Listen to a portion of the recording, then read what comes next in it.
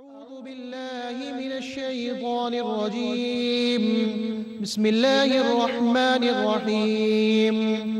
إنما ذلكم الشيطان يخوف أولياءه فلا تخافوهم وخافون إن كنتم مؤمنين. ولا يحزنك الذين يسارعون في الكفر إنهم لن يضروا الله شيئا يريد الله ألا يجعل لهم حظا في الآخرة ولهم عذاب عظيم.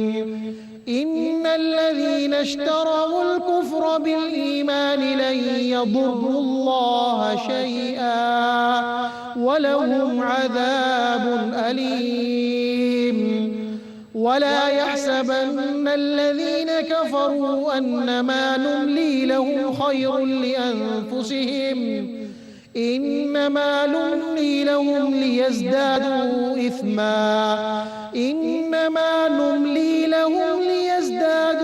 إثما ولهم عذاب مهين.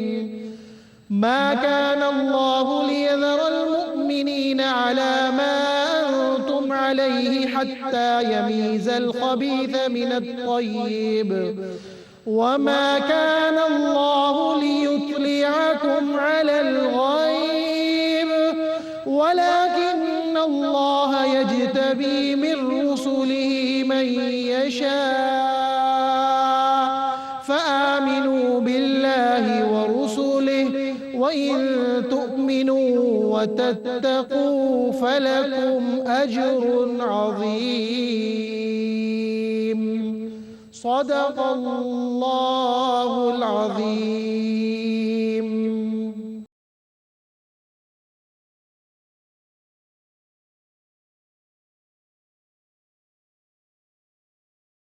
بسم الله الرحمن الرحيم. بسم الله الرحمن الرحيم.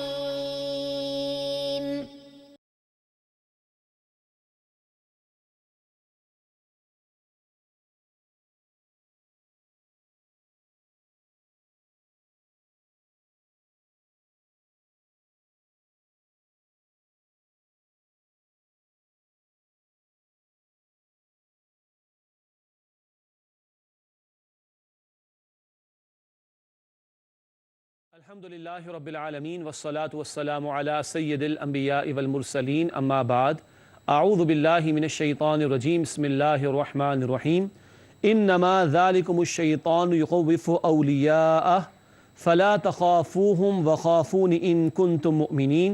صدق اللہ العظیم. اللہم صلی علی محمد وعلی آل محمد وبارک وسلم. رب اشرح لی صدری ویسر لی امری واحلل عقدۃ من لسانی یفقہوا قولی واجعل لی وزیرا من اہلی آمین یا رب العالمین. ناظرین کرام السلام علیکم ورحمۃ اللہ وبرکاتہ. پروگرام بصیرت القرآن میں خوش آمدید. آج الحمدللہ پروگرام نمبر 115 آپ کی خدمت میں پیش کر رہے ہیں. انشاءاللہ آج ہم مطالعہ کریں گے سورہ آل عمران آیات 175 تا 179 کا 175 سے 179. انہی آیات کی تلاوت کے ذریعے الحمدللہ قاری سلمان صاحب نے پروگرام کا باقاعدہ آغاز فرما دیا ہے. روزانہ کی طرح آج بھی اسٹوڈیوز میں ہمارے نوجوان ساتھی ہمارے ساتھ موجود ہیں. قرآن اکیڈمی کراچی میں تعلیم حاصل کر رہے ہیں. آئیے انہیں خوش آمدید کہیں. السلام علیکم ورحمۃ اللہ وبرکاتہ. وعلیکم السلام ورحمۃ اللہ وبرکاتہ. خیریت سے آپ لوگ؟ الحمدللہ. ماشاءاللہ. جی ناظرین کرام، سب سے پہلے ہم سب کی ترغیب اور تشویق اور یاد دہانی کے لیے نبی اکرم صلی اللہ علیہ وسلم کا ایک مبارک فرمان آئیے قرآن سیکھیں. فرمان نبوی صلی اللہ علیہ وسلم: علماء قرآن کریم سے کبھی سیر نہ ہوں گے. جامع ترمذی کی روایت ہے. مراد ہے کہ ساری زندگی کھپا کر بھی کوئی یہ کہہ نہیں سکتا کہ میں نے فلاں فلاں آیت یا چند آیات کو سمجھنے کا حق ادا کر دیا. اللہ کے حبیب فرمانے صلی اللہ علیہ وسلم کہ علماء کبھی قرآن کریم سے سیر نہیں ہوں گے. اس کے نئے نئے پہلو روزانہ سامنے آتے چلے جائیں گے. اللہ تعالی ہمیں بھی توفیق دے کہ ہم مزید اللہ کے کلام سے ہمارے تعلق کو مضبوط کریں تاکہ کچھ ہمیں بھی اس میں سے حاصل ہو سکے. ناظرین کرام آگے بڑھتے ہیں. پروگرام کے فارمیٹ کے مطابق زیر مطالعہ آیات کا ترجمہ کرتے ہیں. سورہ آل عمران آیات 175 تا 179 کا اس وقت ہم ترجمہ سمجھ رہے ہیں. آئیے چلتے ہیں ترجمے کی طرف۔ ارشاد ہوا اصل میں تو یہ شیطان ہے جو اپنے چیلوں کے ذریعے سے ڈراتا ہے، پس مت ڈرو ان سے اور مجھ ہی سے ڈرو اگر تم مؤمن ہو۔ اے نبی صلی اللہ علیہ وسلم، آپ غم زدہ نہ ہوں ان لوگوں سے جو بہت تیزی دکھا رہے ہیں کفر میں، بے شک یہ اللہ کا کچھ بھی نہ بگاڑ سکیں گے۔ اللہ چاہتا ہے کہ ان کا آخرت میں کچھ حصہ نہ رہے اور ان کے لیے بڑا عذاب ہے۔ بے شک جنہوں نے کفر اختیار کر لیا ایمان کے بدلے، وہ اللہ کا کچھ بھی بگاڑ نہ سکیں گے اور ان کے لیے دردناک عذاب ہے۔ اور ہرگز خیال نہ کریں وہ جنہوں نے کفر کیا کہ ہم انہیں جو ڈھیل دے رہے ہیں وہ ان کے حق میں خیر ہے، بے شک ہم انہیں صرف اس لیے ڈھیل دے رہے ہیں تاکہ وہ اور بڑھ جائیں گناہوں میں، اور ان کے لیے ذلت والا عذاب ہے۔ اللہ مومنوں کو اسی حال پر نہ چھوڑے گا جس پر تم ہو، یہاں تک کہ وہ جدا نہ کر لے ناپاک لوگوں کو پاک لوگوں سے، اور نہ ہی اللہ تمہیں غیب کی خبر دے گا، اور لیکن اللہ چن لیتا ہے اپنے رسولوں میں سے جسے چاہتا ہے۔ پس ایمان لاؤ اللہ پر اور اس کے رسولوں پر، اور اگر تم ایمان لے آئے اور تم نے پرہیزگاری اختیار کی تو تمہارے لیے بہت بڑا اجر ہے۔ ناظرین کرام، یہ ترجمہ سورہ آل عمران آیات 175 تا 179 کا۔ بات کو آگے بڑھاتے ہیں، سب سے پہلے ترجمے کے بعد ربط آیات کو سمجھتے ہیں، یعنی گزشتہ آیات جن کا مطالعہ کر چکے ہیں اور آج کی زیر مطالعہ آیات، ان کا باہمی ربط اور تعلق کیا ہے، آئیے جاننے کی کوشش کرتے ہیں۔ ربط آیات میں پہلی بات آپ کے سامنے اسکرین پر موجود ہے۔ گزشتہ آیات میں صحابہ کرام کی تحسین تھی، تفصیلی بیان چل رہا ہے غزوہ احد کے حوالے سے۔ صحابہ کرام کے ساتھ کچھ وقتی شکست کا معاملہ بھی پیش آیا، ہم پڑھ چکے ہیں تفصیل سے۔ منافقین نے کچھ کامنٹس بھی دیے، ان کا تذکرہ بھی آ چکا، مگر رب العالمین نے دلجوئی فرمائی صحابہ کرام کی، ان کی خطا کی معافی کا بھی اعلان فرمایا، دلجوئی بھی فرمائی۔ یہ تفصیلات پچھلی آیات میں ہمارے سامنے آ چکی ہیں۔ آج کیا ہے؟ آج کے مطالعے میں لکھا ہے اب منافقین کی بے وفائی اور مخلص اہل ایمان کو ان سے جدا کیے جانے کا بیان ہے۔ یہ جدا کیے جانے کی تفصیل آئے گی، یعنی جھوٹے دعوے دار تھے منافقین، ان کو علیحدہ کیا گیا اور سچے ایمان والوں کو ظاہر کر دیا گیا ان کے مقابلے میں، جیسے کہ غزوہ احد کے حالات کے تفسیر میں تفصیل ہمارے سامنے آ رہی ہے۔ ناظرین کرام، آگے بڑھتے ہیں اور اپنے آیات کے بعد چلتے ہیں تعارف کی طرف، یعنی جن موضوعات پر گفتگو ہوگی آج کی زیر مطالعہ آیات میں ان کا مختصر سا جائزہ۔ اولاً تعارف میں سب سے پہلی بات آپ اسکرین پر پڑھ سکتے ہیں، ایمان والے اللہ تعالیٰ ہی سے ڈرتے ہیں، کیونکہ ذکر آئے گا شیطان کے حوالے سے خوف کا، تو بتایا جا رہا ہے کہ ایمان والوں کا خوف فقط اللہ کی ذات کے حوالے سے ہوا کرتا ہے۔ اگلی بات تعارف میں درج کی گئی ہے، رسول اللہ علیہ السلام کو اللہ کی طرف سے تسلی۔ منافقین جو آستین کے سانپ ہیں، اندر سے سازشیں کرتے مسلمانوں کے خلاف، ان کے مقابلے میں نبی اکرم صلی اللہ علیہ وسلم کو اور آپ کے ذریعے سے اہل ایمان کو تسلی دی گئی ہے۔ تیسرا نقطہ تعارف کے ذیل میں لکھا ہے، کفار کو دنیا میں مہلت دینے کی حکمت کا بیان۔ اللہ چاہے تو فوراً پکڑ فرما لے، مگر مہلت کیوں دی جاتی ہے، پکڑ فوراً کیوں نہیں آتی ہے، عذاب فوراً کیوں نہیں آتا، اس کی حکمتوں کا تذکرہ بھی آئے گا انشاءاللہ۔ اور آخری بات تعارف کے ذیل میں ہے، آزمائش مومن اور منافق کو جدا کر دیتی ہے، اور یہ بات تفصیل سے پہلے بھی آ چکی۔ 1000 کا لشکر لے کر چلے تھے نبی اکرم صلی اللہ علیہ وسلم احد کے میدان کی طرف، 300 منافقین علیحدہ ہو گئے تھے۔ یوں آزمائشیں آتی ہیں اور اللہ کھرے اور کھوٹوں کو علیحدہ کر کے بتا دیتا ہے۔ ناظرین کرام، تعارف کے بعد چلتے ہیں تجزیے کی طرف۔ سورہ آل عمران آیات 175 تا 179 کا تجزیہ، مراد یہ ہے کہ ہر آیت میں کس عنوان پر گفتگو آئے گی اس کا تجزیہ کرتے ہیں۔ سب سے پہلے سورہ آل عمران آیت نمبر 175، ایمان والے اللہ تعالیٰ ہی کا خوف رکھتے ہیں، یہ ذکر آئے گا اس آیت میں۔ پھر آیت نمبر 176، ان منافقین کی مذمت جو کفر کی طرف دوڑ پڑتے ہیں، جھوٹے دعوے دار ایمان کے منافقین، اور وہ اسلام کے ماننے والوں کے بجائے کس کی طرف لپکتے ہیں؟ کفار کی طرف، اللہ کے باغیوں کی طرف، ان کا ذکر آئے گا۔ اس کے بعد آیت نمبر 177، کفار اللہ تعالیٰ کا کچھ بگاڑ نہیں سکتے۔ مراد کیا ہے؟ جو سازشیں کر رہے ہیں اسلام کے خلاف، اس کا وبال انہی پر آئے گا، نہ اللہ کا کوئی نقصان ہو سکتا ہے، نہ اللہ کے دین کا کوئی نقصان ہوگا۔ اس کے بعد آیت نمبر 178، کفار کو مہلت دیے جانے کی حکمت کا بیان، تفصیل آگے بیان ہوگی۔ اور آخری آیت آج ہم سمجھیں گے انشاءاللہ سورہ آل عمران آیت نمبر 179، اللہ تعالیٰ مصائب کے ذریعے امتحان لیتا ہے اور آزمائشوں کا مقصد کیا ہوتا ہے؟ کھرے اور کھوٹے کو علیحدہ کر دیا جانا۔ ناظرین کرام، الحمدللہ زیر مطالعہ آیات کا ترجمہ، ربط آیات، تعارف اور تجزیے کا بیان مکمل ہوا۔ اب آگے بڑھتے ہیں اور ایک ایک آیت کا ترجمہ اور تشریح سمجھنے کی کوشش کرتے ہیں۔ سب سے پہلے سورہ آل عمران آیت نمبر 175، رب العالمین کی طرف سے ارشاد ہوا انما ذالکم الشیطان یخوف اولیاءہ فلا تخافوہم وخافون ان کنتم مؤمنین۔ سورہ آل عمران آیت نمبر 175۔ آئیے کرتے ہیں اس کا ترجمہ۔ ارشاد ہوا رب العالمین کی جانب سے، اصل میں تو یہ شیطان ہے جو اپنے چیلوں کے ذریعے سے ڈراتا ہے، بس مت ڈرو ان سے اور مجھ ہی سے ڈرو اگر تم مؤمن ہو۔ شیطان کیسے ڈرانے کی کوشش کرتا ہے، اس کا تذکرہ تشریح میں پڑھیں گے۔ ناظرین کرام، یہ ترجمہ سورہ آل عمران آیت نمبر 175۔ آئیے اس کا ترجمہ سمجھنے کے بعد اس کی تشریح کی طرف چلتے ہیں۔ پہلی بات تشریح میں درج کی گئی ہے، اللہ تعالیٰ نے مشرکین کے مسلمانوں کو مرعوب کرنے کے جھوٹے پروپیگنڈے کو شیطانی کھیل سے تعبیر فرمایا۔ ذرا تفصیلی بات ہو گئی، تفصیلی نقطہ ہو گیا، دوبارہ پڑھ دیتے ہیں آپ کے سامنے۔ اللہ تعالیٰ نے مشرکین کے مسلمانوں کو مرعوب کرنے کے جھوٹے پروپیگنڈے کو شیطانی کھیل سے تعبیر فرمایا ہے۔ ایک تو مشرکین پروپیگنڈے کر رہے ہیں اور دوسری طرف منافقین بھی اندر سے سازشیں کر رہے ہیں۔ یہ سب کیا چاہتے ہیں کہ ایمان والوں کو ڈرایا جائے۔ جیسے احد کے بعد ایک ذکر پہلے آ چکا ہے، مشرکین نے جھوٹی باتیں پھیلائیں، افواہ پھیلائی کہ جاؤ مسلمانوں کو بتا دو کہ ہم نے بڑا لشکر تیار کیا اور تمہارا مقابلہ کرنے کے لیے آ رہے ہیں۔ یہ سازشیں مشرکین کی طرف سے ہوتی تھیں، اور منافقین کی طرف سے کیا باتیں آتی تھیں کہ اگر مسلمان ہماری بات مان لیتے تو مارے نہ جاتے احد کے میدان میں۔ تو یہ ہر طرح سے سازشوں کا معاملہ آ رہا ہے۔ دراصل ان کے پیچھے ان کا بڑا گرو کون ہے؟ وہ شیطان ہے، جو دنیا پرستوں پر اپنے ڈیرے لگاتا ہے اور حق والوں کو مزید ڈرانے کی ان کے ذریعے سے کوششیں کرتا ہے۔ آگے لکھا ہے تشریح میں، شیطان اپنے پیروکاروں کے ذریعے خوف دلانے کی بھرپور کوشش کرتا ہے۔ شیطان کے پیروکار کون؟ جو اس کی بات مانیں گے، اس کی پڑھائی پٹی پر عمل کریں گے، جو رحمان کے مقابلے میں شیطان کی بات کو ترجیح دیں گے، وہ شیطان کے پیروکار۔ اور ان پیروکاروں کو استعمال کرتا ہے شیطان کن کے خلاف؟ حق والوں کے خلاف، کہ ان کے دلوں میں، یعنی حق والوں کے دلوں میں خوف پیدا کرے۔ کس بات کا؟ تم اللہ کی راہ میں نکلو گے تمہاری جان چلی جائے گی، تم دین کے لیے وقت لگاؤ گے تمہاری معاش کا کیا ہوگا، تمہارے بیوی بچے بھی تو ہیں، تمہارا گھر بار بھی تو ہے، ینگسٹرز ہوں گے تو کہے گا تمہارا کیریئر بھی تو ہے۔ ایسے حملے کرنے کے نتیجے میں وہ چاہتا کیا ہے، یا ان حملوں کے ذریعے سے وہ چاہتا کیا ہے کہ خوف پیدا کرے ایمان والوں کے اندر۔ لیکن تیسرا نقطہ تشریح کا، اہل ایمان کو تاکید کہ وہ شیطانی تدابیر سے نہ ڈریں بلکہ صرف اللہ تعالیٰ سے ڈریں۔ شیطان کو کس نے پیدا کیا ہے؟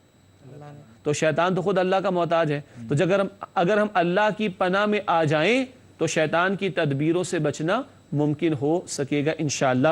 ناظرین کرام، ہمیں بھی طے کرنا چاہیے شیطان سے ڈرتے ہیں ہم لوگ یا رحمان سے ڈرتے ہیں؟ شیطان کو راضی کرنا چاہتے ہیں یا رحمان کو راضی کرنا چاہتے ہیں؟ ہمیں طے کرنا پڑے گا۔ اگلی آیت کی طرف چلتے ہیں، سورہ آل عمران آیت نمبر 176۔ رب العالمین کی طرف سے ارشاد ہوا وَلَا يَحْزُنْكَ الَّذِينَ يُسَارِعُونَ فِي الْكُفْرِ إِنَّهُمْ لَن يَضُرُّوا اللَّهَ شَيْئًا يُرِيدُ اللَّهُ أَلَّا يَجْعَلَ لَهُمْ حَظًّا فِي الْآخِرَةِ وَلَهُمْ عَذَابٌ عَظِيمٌ۔ سورہ آل عمران آیت نمبر 176 ہے۔ آئیے کرتے ہیں اس کا ترجمہ۔ ارشاد ہوا، اے نبی صلی اللہ علیہ وسلم، آپ غم زدہ نہ ہوں ان لوگوں سے جو بہت تیزی دکھا رہے ہیں کفر میں، بے شک یہ اللہ کا کچھ بھی نہ بگاڑ سکیں گے۔ اللہ چاہتا ہے کہ ان کا آخرت میں کچھ حصہ نہ رہے اور ان کے لیے بڑا عذاب ہے۔ ناظرین کرام، یہ ترجمہ سورہ آل عمران آیت نمبر 176 کا۔ چلتے اس آیت کی تشریح کی طرف۔ پہلی بات تشریح میں لکھی گئی ہے، اسکرین پر دکھائی دے رہی ہے آپ کو، رسول اللہ صلی اللہ علیہ وسلم کو اور آپ کے ذریعے اہل ایمان کو تسلی کہ کفار کی وجہ سے غم زدہ نہ ہوں۔ مراد کیا ہے؟ وقتی طور پر کفار کو کہیں فتح مل گئی، وقتی طور پر ان کو کوئی دنیا کی دولت مل گئی، منصب مل گیا، اختیار مل گیا، حکومت مل گئی، تو مسلمان ایسی چمک دمک کو دیکھ کر غمزدہ نہ ہوں۔ خطاب نبی اکرم صلی اللہ علیہ وسلم سے، مگر آپ کے ذریعے امت کو رہنمائی عطا کی جا رہی ہے۔ کیا کہ ان کفار کی چمک دمک، ان کی ترقی، ان کے روب دبدبے کو دیکھ کر متاثر ہونے بلکہ غمزدہ ہونے کی ضرورت نہیں ہے۔ اگلا نقطہ لکھا ہے تسلی کے بیان میں، اللہ تعالیٰ کے باغی آخرت کی نعمتوں سے محروم ہی نہیں ہوں گے بلکہ ان کے لیے بہت بڑا عذاب بھی ہوگا۔ یہ تو دنیا کی چمک وقتی ہے، دنیا کی زندگی عارضی، تو یہاں کی چمک دمک بھی عارضی ہے، بالآخر تو اصل زندگی آخرت کی ہے۔ تو یہ لوگ جو اللہ اور اس کے رسول علیہ السلام کے باغی ہیں، اللہ رب العالمین کے احکامات کو پامال کر رہے ہیں، ان کے اعتبار سے کیا بتایا جا رہا ہے کہ آخرت میں نہ صرف کہ ان کو اللہ کی نعمتیں نہیں ملیں گی، بلکہ ایک بہت بڑا عذاب بھی ہے جو اللہ سبحانہ وتعالی نے ان کے لیے تیار کر رکھا ہے۔ ناظرین کرام، الحمدللہ سورہ آل عمران آیت نمبر 176 کا مطالعہ مکمل ہوا۔ اگلی 3 آیات کا مطالعہ کریں گے مگر آپ سے ملاقات ہوتی ہے انشاءاللہ ایک وقفے کے بعد۔ السلام علیکم ورحمۃ اللہ وبرکاتہ۔ ناظرین کرام، پروگرام بصیرت القرآن میں خوش آمدید۔ آج ہم مطالعہ کر رہے ہیں سورہ آل عمران آیات 175 تا 179 کا۔ بریک سے پہلے ہم نے سورہ آل عمران آیت نمبر 176 کا مطالعہ مکمل کیا تھا۔ آگے بڑھتے ہیں اور آل عمران آیت نمبر 177 کا مطالعہ شروع کرتے ہیں۔ رب العالمین کی طرف سے ارشاد ہوا، ان الذین اشتروا الکفر بالایمان لن یضروا اللہ شیئا ولہم عذاب علیم۔ سورہ آل عمران آیت 177 ہے۔ آئیے چلتے اس کے ترجمے کی طرف۔ ارشاد ہوا، بے شک جنہوں نے کفر اختیار کر لیا ایمان کے بدلے، وہ اللہ کا کچھ بھی بگاڑ نہ سکیں گے اور ان کے لیے دردناک عذاب ہے۔ سورہ آل عمران آیت 177 ہے۔ آئیے اس کی تشریح کی طرف چلتے ہیں۔ ترجمے کے بعد ایک ہی نقطہ ہے تشریح میں، آئیے اسے دیکھ لیتے ہیں۔ فرمایا گیا ہے اللہ رب العالمین کی طرف سے جو کچھ اس کی ترجمانی، اس کی تشریح، ایمان کے عوض کفر اور توحید کے عوض شرک اختیار کرنے والے اللہ تعالیٰ کے دین کو ذرہ برابر بھی نقصان نہیں پہنچا سکتے۔ یہ ذکر ہے نا کہ یہ اللہ کو نقصان نہیں پہنچا سکتے، اللہ کو تو نقصان پہنچانا ممکن ہی نہیں نا، مراد ہے اللہ کے دین کو نقصان نہیں پہنچا سکتے۔ کون؟ جو ایمان کے بدلے کفر پہ چلے گئے، یہ منافقین کا بیان، اور جو توحید کے بجائے شرک پر چلے گئے، مشرکین کا بیان۔ تو ایسے مشرکین، ایسے کفار، ایسے منافقین جو اللہ اور اللہ کے رسول علیہ السلام کے احکامات کی خلاف ورزیاں کر رہے ہیں، یہ اپنا نقصان تو کر رہے ہیں، یہ دین کا ذرہ برابر بھی نقصان نہیں کر سکتے، اور ایسوں کے لیے بہت بڑا دردناک عذاب تیار ہے، جیسے کہ آیت کے ختام پر بیان ہوا۔ ناظرین کرام، اس کے بعد سورہ آل عمران آیت 178 ہے۔ رب العالمین کی طرف سے ارشاد ہوا، وَلَا يَحْسَبَنَّ الَّذِينَ كَفَرُوا أَنَّمَا نُمْلِي لَهُمْ خَيْرٌ لِأَنفُسِهِمْ إِنَّمَا نُمْلِي لَهُمْ لِيَزْدَادُوا إِثْمًا وَلَهُمْ عَذَابٌ مُهِينٌ۔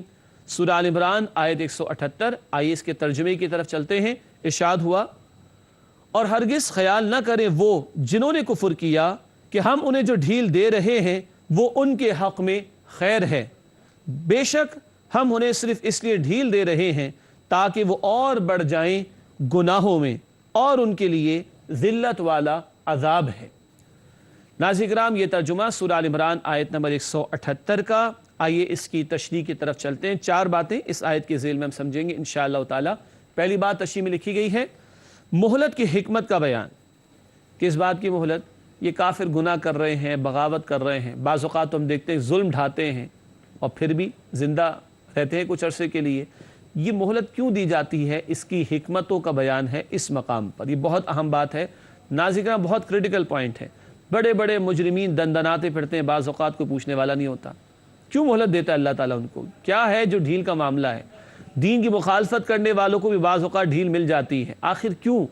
ابو جہل جیسے لوگ، ابو لہب جیسے لوگ پہلے دن ہی قتل نہیں ہوئے، پہلے دن ہی نہیں مرے، مگر کچھ عرصے کے بعد ان کا معاملہ ہوا۔ آخر کیوں حکمت، آخر کیوں ڈھیل دے دی جاتی ہے؟ اس کی کیا حکمت ہے؟ یہ بڑا قیمتی بیان ہے اس مقام پر سمجھنے کے اعتبار سے۔ دوسری بات اس آیت کی تشریح میں لکھی گئی ہے، کافروں کی وقتی خوشحالی یا غلبہ اللہ کے نزدیک مقبول ہونے کی دلیل نہیں ہے۔ کافروں کی وقتی خوشحالی یا غلبہ اللہ کے نزدیک مقبول ہونے کی دلیل نہیں ہے۔ تیسرا نقطہ تشریح کے اعتبار سے دیکھیے گا، ڈھیل فائدے کے لیے نہیں بلکہ ان کے مزید گناہ میں مبتلا ہو جانے کے لیے دی جاتی ہے۔ وقتی طور پر فتح مل رہی ہے، وقتی طور پر غلبہ مل رہا ہے، مگر یہ کوئی اللہ کے ہاں ان کے مقبول ہونے کی دلیل نہیں۔ ورنہ فرعون کو تو بڑا غلبہ ملا ہوا تھا، بادشاہت ملی ہوئی تھی، قارون کو بڑی دولت ملی ہوئی تھی، شداد تو اپنے تئیں جنت بنا بیٹھا تھا معاذ اللہ اپنی دانش کے اندر، ان کو تو بڑا کچھ ملا، مگر کیا یہ اللہ کے مقبول بندے ہیں، محبوب بندے ہیں؟ قطعاً نہیں۔ تو دنیا میں مل جانا کوئی یہ دلیل نہیں ہے کسی کے مقبول ہونے کی، اس اعتبار سے جیسے کہ ہم سمجھ رہے ہیں، اور یہ ان کے لیے فائدہ نہیں ہے بلکہ یہ ان کے لیے گناہوں میں مزید مبتلا ہونے کے لیے ڈھیل دی جا رہی ہے۔ کیا مطلب؟ بعض اوقات کہتے ہیں نا کہ کبھی انٹیلیجنس والے یا پولیس والے کسی مجرم کو فوراً کیوں نہیں پکڑتے؟ وہ کہتے اس کی فائل تیار ہو رہی ہے. کیا تیار ہو رہی ہے؟ ہاں، تاکہ اس کے بچ نکلنے کا کوئی امکان نہ رہے اور ایسے ثبوت پیش کر دیے جائیں کہ بالآخر اس کی بچت نہ ہو بلکہ سزا لازماً اس کو مل کر رہے. اب سوچئے ناظرین کرام، غور کیجئے، اللہ کے ہاں جس کی فائل تیار ہو رہی ہوگی اس کا عالم کیا ہوگا. یہ ہے وہ فائل کے تیار ہونے کا بیان کہ لوگ اپنی دانش میں سمجھتے ہیں کہ بہت اچھے جا رہے ہیں، حالانکہ بالآخر ان کی پکڑ ہوگی کافروں کی، باغیوں کی، اور یہ جو ایک فائل ہے ان کی تیار ہو رہی ہے اس کا اصل نتیجہ کہاں نکلے گا؟ آخرت میں. چنانچہ اگلا نقطہ لکھا ہے، ایسے لوگوں کا انجام ذلت ناک عذاب کی صورت میں ہوگا. ایک دنیا کے اندر، اور سب سے بڑا عذاب کہاں؟ وہ آخرت میں ایسے لوگوں کو دیا جائے گا. ناظرین کرام، اس کے بعد آج کے مطالعے کے اعتبار سے آخری آیت ہے سورہ آل عمران، آیت نمبر 179 179. آئیے اس کا مطالعہ کریں. رب العالمین کی طرف سے ارشاد ہوا، ما كان الله ليذر المؤمنين على ما انتم عليه حتى يميز الخبيث من الطيب وما كان الله ليطلعكم على الغيب ولكن الله يجتبي من رسله من يشاء فآمنوا بالله ورسله وإن تؤمنوا وتتقوا فلكم أجر عظيم. سورہ آل عمران آیت نمبر 179 ہے. آئیے ناظرین کرام چلتے ہیں اس آیت کے ترجمے کی طرف.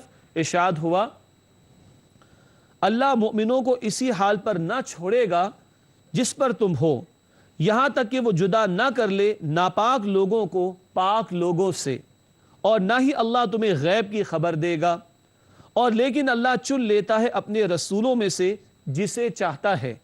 پس ایمان لاؤ اللہ پر اور اس کے رسولوں پر، اور اگر تم ایمان لے آئے اور تم نے پرہیزگاری اختیار کی تو تمہارے لیے بہت بڑا اجر ہے. ناظرین کرام، یہ ترجمہ سورہ آل عمران آیت نمبر 179 کا. آئیے اس آیت کی تشریح کی طرف چلتے ہیں. سب سے پہلی بات تشریح میں آپ اسکرین پر دیکھ رہے ہیں، غزوہ احد کے ذریعے ایک ہی اسلامی معاشرے میں رہنے والوں کے درجات اور ایمان کا امتیاز کر دیا گیا. کیا مطلب؟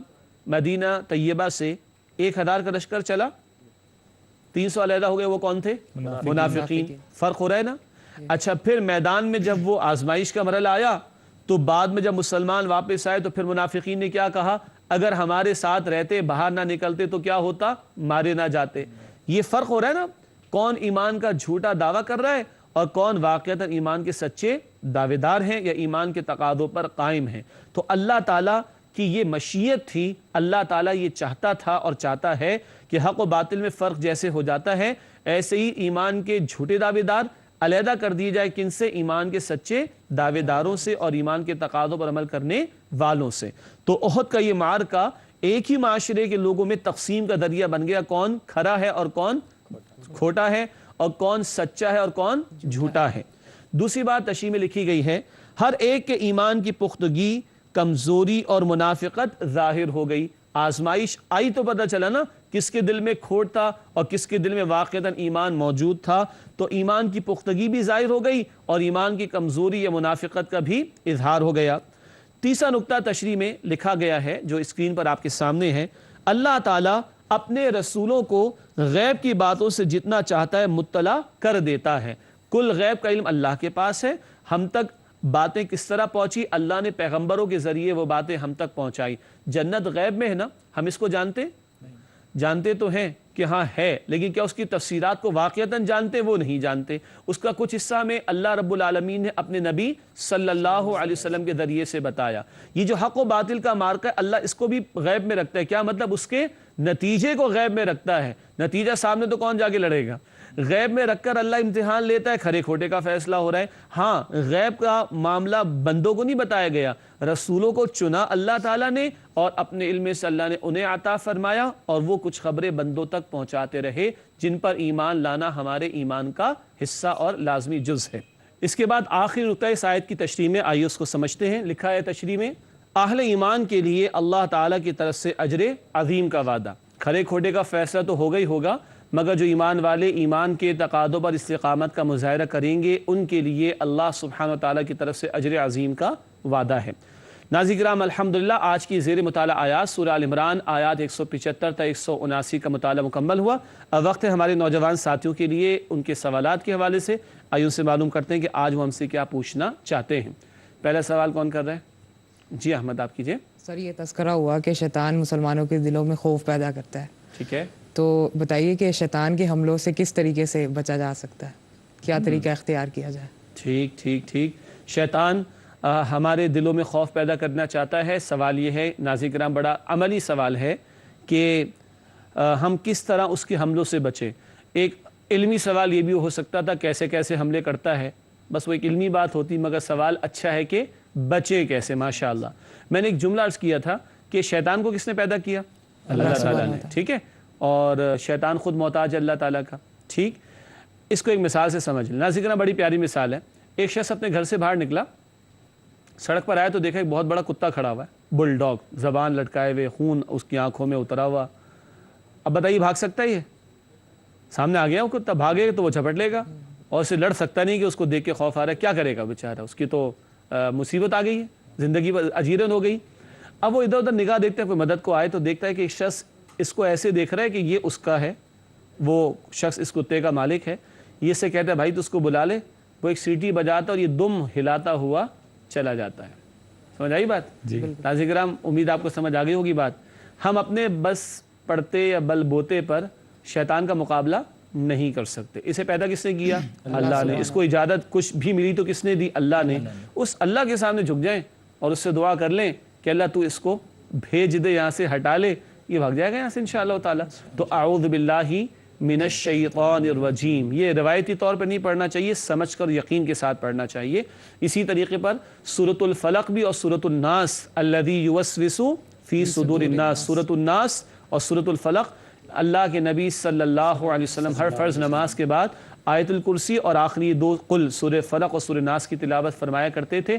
اس کا بھی اہتمام کرنا چاہیے۔ اور ایک دعا قرآن میں یوں بھی آتی ہے نا، سورہ المؤمنون کے آخر میں، ربی اعوذ بک من ہمزات الشیاطین واعوذ بک ربی ان یحضرون، اے میرے رب میں تیری پناہ میں آنا چاہتا ہوں کہ شیاطین کے حملے مجھ پر ہوں، اور میں تیری پناہ میں آنا چاہتا ہوں اس بات سے کہ وہ میرے قریب بھی آئیں۔ تو قرآن نے یہ دعائیں بھی سکھائیں، ان کا اہتمام کریں گے انشاءاللہ تعالی تو اللہ اس کے حملوں سے ہمیں محفوظ رکھے گا، ٹھیک ہے؟ جی اگلا سوال سعد آپ کے پاس کیا ہے؟ سر جیسا کہ ذکر ہوا کہ اللہ کی طرف سے کفار کو مہلت دیا جانا ان کے گناہوں میں اضافے کا باعث ہے، تو اس میں ہمارے لیے کیا عملی رہنمائی ہے؟ ہمارے لیے کیا عملی رہنمائی ہے؟ ماشاءاللہ بڑے عملی سوال کر رہے ہیں آپ لوگ ہیں ماشاءاللہ۔ ناظرین کرام یہ بھی اہم بات ہے، یہ مقامات ایسے نہیں کہ ہم پڑھ کر گزر جائیں کہ ہاں جی کافروں کا بیان ہے ہم تو مسلمان ہیں آگے چلیں۔ بالکل صحیح بات ہے کہ اولاً کفار کا ذکر آتا ہے، مگر اس ذکر میں ہمارے لیے بھی رہنمائی موجود ہوا کرتی ہے۔ ہم نے کیا بات سمجھی کہ یہ جو ڈھیل ان کو دی جا رہی ہے تو کوئی ان کے حق میں بہتر نہیں ہے، نہ کوئی ان کو فائدہ ملے گا، بلکہ ان کے گناہوں میں اضافہ ہو رہا ہوگا۔ بندے کو یہ دیکھنا چاہیے کہ اگر وہ رب کی نافرمانیاں کیے چلا جا رہا ہے اور کچھ پکڑ کا معاملہ نہیں ہو رہا تو وہ اس پر جیدار نہ ہو جائے کہ چلو اور دو چار گناہ کر لو، یا یہ خناس دماغ میں نہ آ جائے اگر میں کوئی خراب ہوتا برا ہوتا تو مجھ پر کوئی پکڑ آ جاتی۔ یہ ہے وہ ڈھیل جس کو اللہ دے رہا ہوتا ہے اور بندہ مہلت سے فائدہ اٹھانے کے بجائے اور جیدار بنتا ہے اور گناہ کر رہا ہوتا ہے۔ تو ڈرنا یہ چاہیے کہ کہیں کچھ ہو نہیں رہا، کوئی پکڑ کا معاملہ نہیں آ رہا، کوئی سختی نہیں آ رہی تو کہیں میں غلط تو نہیں ہو گیا، کہیں یہ میرے لیے ڈھیل کا معاملہ تو نہیں۔ اس کا یہ قطعاً مطلب نہیں کہ ہم اپنے آپ کو گناہ گار ثابت کرنا شروع کریں، یہ نہیں کہا جا رہا۔ یہ کہا جا رہا ہے کہ یہ خوف رہنا چاہیے کہ سب ٹھیک چل رہا ہے تو کہیں میں گڑبڑ پر تو نہیں ہوں، میں غلط تو نہیں ہو گیا، اور یہ کہ ڈھیل ایسی تو نہیں کہ یکدم میری پکڑ ہو جائے۔ اس بات کا خوف رکھ کر ہمیں اپنے اعمال کا جائزہ لیتے ہوئے اصلاح کرنی چاہیے اور صحیح راہ پر آگے بڑھنے کا اہتمام کرنا چاہیے، ٹھیک ہے؟ جی زبیر آپ کا کیا سوال ہے؟ جی شوری بھائی، پاک اور ناپاک کا تذکرہ آیا کہ اللہ پاک پاک سے ناپاک کو الگ کر دے گا، تو میرا سوال یہ ہے کہ آج کے معاشرے میں اس کی کیا مثال ہو سکتی ہے؟ ماشاءاللہ بڑا اہم سوال ہے کہ پاک اور ناپاک کا فرق، اور اللہ سبحانہ وتعالیٰ پاک اور ناپاک کو جدا فرما دیتا ہے۔ آج کے معاشرے کے تناظر میں اس کو کیسے سمجھیں؟ ناظرین کرام یہ بات تو واضح ہے نا کہ اس وقت ہم کپڑوں پر کوئی مٹی اور دھول یا کچرے کے لگنے کے ناپاک ہونے کے تصور پر بات نہیں کر رہے، بلکہ عقیدے کی پاکی یا ناپاکی، اعمال میں اور کردار میں پاکیزگی یا ناپاکی، اس پر بات ہو رہی ہے۔ حق پر ہونا باطل پر ہونا، اس پاکی ناپاکی کی بات ہو رہی ہے۔ اس کو تھوڑا اور براڈ کر لیں، کچھ وہ لوگ ہوں گے جن کی زبان پر کلمہ ہوگا دل میں ایمان نہیں ہوگا، وہ منافق ہوں گے۔ کچھ وہ لوگ ہوں گے جن کی زبان پر کلمہ ہے، منافق تو نہیں ہے مگر وہ عمل درآمد نہیں کر رہے، تو ایک پاکیزگی مل گئی ایمان قبول کرنے کی مگر اعمال میں ناپاکی آ رہی. یہ بہت سارے تناظر ہو جائیں گے. ایک شخص جو حلال کما رہا ہوگا اور ایک شخص جو حرام کما رہا ہوگا, کیا برابر ہو سکتے ہیں؟ قطعاً نہیں. یہ بہت سارے پہلو. اب سوال ہے کہ جدا ہونے سے مراد کیا ہے؟ اصلاً تو اللہ تعالیٰ جدا فرمائے گا کہاں؟ قیامت کے دن. نیک اعمال کرنے والے جنت میں اور بدکار جہنم میں. اصل تو جدائی وہاں پر, مگر دنیا میں بھی اس کا موقع آیا کرتا ہے. غزوہ احد کے موقع پر ہوا نا, 300 منافقین علیحدہ ہو رہے ہیں اور کھڑے کھوٹے کا فیصلہ اللہ تعالیٰ فرما رہے ہیں. کبھی ایسا ہوتا ہے ایک گھر میں بھی ہو سکتا ہے, ایک کہے گا میں نہیں پڑھتا نماز, استغفر اللہ, تو وہ زبان سے ایسے اظہار کر دے اگر معاذ اللہ, تو کبھی تو کفریہ کلمہ ہو جائے گا. اور ایک ہے نہیں بس ٹھیک ہے تم دعا کرنا میرے حق میں. جدائی تو ہو رہی ہے. کیا نمازی اور بے نمازی برابر ہو سکتے ہیں؟ حلال کمانے والا حرام کمانے والا برابر ہو سکتے ہیں؟ یہ تو اعمال سے بھی پتہ چل جاتا ہے.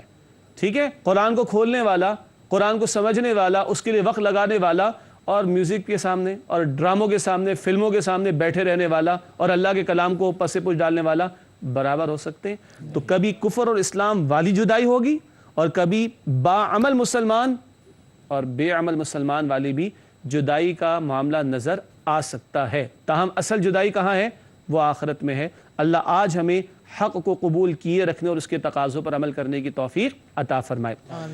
ناظرین کرام, الحمدللہ سوالات اور ان کے جوابات آپ کی خدمت میں پیش کیے گئے. پروگرام کے آخری لمحات میں مختصر سیگمنٹس ہوتے ہیں. سب سے پہلے قرآنی معلومات کے سیگمنٹ. روزانہ ایک بات آپ کی خدمت میں پیش کی جاتی ہے. آج کا نقطہ تاریخی اعتبار سے بھی اہم ہے.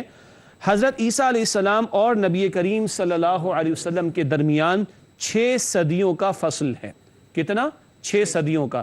مشہور ہے نا, 570 عیسوی میں نبی اکرم صلی اللہ علیہ وسلم کی ولادت با سعادت ہوئی اور 40 برس کے بعد 610 عیسوی میں قرآن حکیم کا نزول شروع ہوا. تو حضرت عیسیٰ علیہ السلام اور نبی اکرم صلی اللہ علیہ وسلم کے درمیان کتنا فصل ہوا؟ 600 برس کا تقریباً راؤنڈ آف فگر اگر کر لیں. ناظرین کرام, یہ جو کچھ انبیاء رسول کے بارے میں ذکر کیا جا رہا ہے, ایک ایک نقطہ روزانہ, انشاءاللہ آئندہ کے پروگرامز کے اندر جب ہم تفصیل سے پیغمبروں کے واقعات کو سمجھیں گے تو یہ نقطے وہاں پر بھی ہمیں انشاءاللہ سمجھنے میں معاونت فراہم کریں گے. اس کے بعد حاصل مطالعہ کا سیگمنٹ ہے, یعنی جن باتوں پر ہم نے گفتگو کی ہے ان کا خلاصہ سمجھنے کے اعتبار سے آخر میں راؤنڈ اپ کے طور پر. حاصل مطالعہ میں 4 باتیں. سب سے پہلی بات, شیطان کا کام انسان کو بزدل بنانا ہے. وہ کبھی نہیں چاہے گا ایک بندہ ایمان کے تقاضوں پر عمل کر کے جنت پہ جائے, تو وہ تو بندے کو بزدل بنانا چاہے گا. کبھی مال کا خوف, کبھی جان کا خوف, کبھی دنیا کے چلے جانے کا خوف دلائے گا. اور ہمیں کیا کرنا ہے؟ اللہ پر ایمان رکھ کر, آپ کا سوال تھا نا, اللہ ہی کی پناہ میں آ کر شیطان کے حملوں سے بچنے کی کوشش کرنی ہے. دوسرا نقطہ حاصل مطالعہ میں, جنہوں نے دنیا کے عارضی مفادات کے عوض ایمان کے بجائے کفر کو اختیار کیا, ان کے لیے دردناک عذاب ہے. خاص طور پر منافقین جنہوں نے کفار کا ساتھ دیا یا دنیا کی محبت میں ڈوب کر دین کے تقاضوں سے فرار اختیار کیا, ایسے لوگوں کا انجام کیا ہوگا؟ دردناک عذاب. تیسرا نقطہ حاصل مطالعہ کے اعتبار سے ہے, کفار کی خوشحالی اور فتوحات اللہ تعالیٰ کے نزدیک ان کے مقبول ہونے کی دلیل نہیں. یہ وقتی چمک دمک کفار کے پاس اگر ہے تو اس سے متاثر ہونا نہیں چاہیے. آخری نقطہ حاصل مطالعہ میں, غزوہ احد کے مصائب نے مومن اور منافق کی پہچان کرا دی. آزمائش کی حکمت کیا ہوتی ہے؟ کھڑے کھوٹے کا فیصلہ کر دیا جائے. اور آپ کا سوال تھا کہ دنیا میں آج بھی اس کے امکانات ہیں جدا ہونے کے اعتبار سے. ناظرین کرام, اس کے بعد جائزے کا سیگمنٹ ہے. کریٹیکل پوائنٹ ہوتا ہے ہمارے پروگرام میں, یعنی کہ جہاں ہمیں اپنے اندر کچھ جھانکنے کا موقع ملتا ہے اور جھانکنا بھی چاہیے. آئیے جھانکیں اور جائزہ لیں 3 سوالات کے اعتبار سے. پہلا سوال آج کے مطالعے کے ذیل میں, کیا خوف الہی ہمیں گناہ سے روکتا ہے؟ کیا ہم ڈرتے ہیں واقعتاً اللہ تعالیٰ سے؟ جب ہم کسی ہل سائٹ پر گاڑی ڈرائیو کر رہے ہوتے ہیں, پاکستان میں مری وغیرہ میں یا باہر کسی اور جگہ پر, تو بورڈز لگے ہوئے ہوتے ہیں نا, ڈینجر, اسپیڈ کم کر لو, ٹھیک ہے, اور کچھ وہاں پہ نشانات لگے ہوئے ہوتے ہیں, سائنز لگے ہوئے ہوتے ہیں. اگر آپ نے یہاں پہ ہٹ کیا تو آپ بالکل کھائی میں چلے جائیں گے. اور یہاں ذرا دیکھ کر کتنا ہم بچتے ہیں, وہاں پر ریڈ سگنل پہ کتنا ہم بچتے ہیں کہ ہاں اگر میں غلط گاڑی لے کے جاؤں گا آگے تو کسی اور کی گاڑی مجھے ہٹ کر جائے گی, تو میں ریڈ سگنل کو بہرحال فالو کر لیتا ہوں. کیوں؟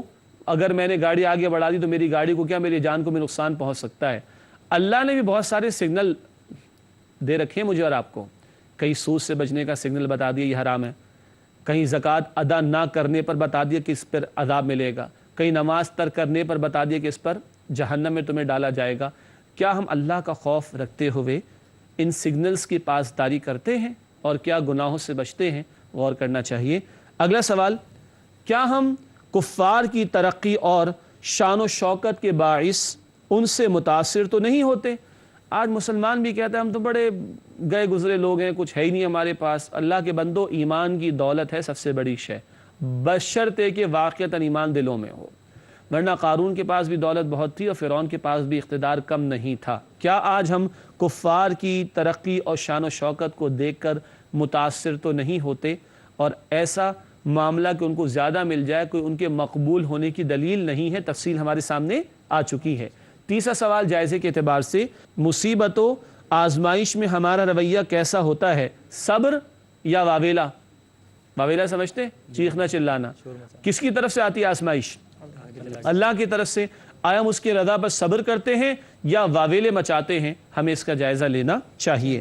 ناظرین کرام، پروگرام میں آخری دو باتیں شامل کرتے ہیں۔ سب سے پہلے گزشتہ سوال کا جواب۔ پچھلے پروگرام میں ہم نے سوال آپ کی خدمت میں رکھا تھا، اہل ایمان بھائی بھائی ہیں، اپنے دو بھائیوں میں صلح کرا دیا کرو، یہ بات کس آیت میں بیان کی گئی ہے؟ آپ کو ہنٹ دی گئی تھی 26 پارے کی، وہ بھی نصف کے بعد۔ امید ہے آپ کو جواب مل گیا ہوگا۔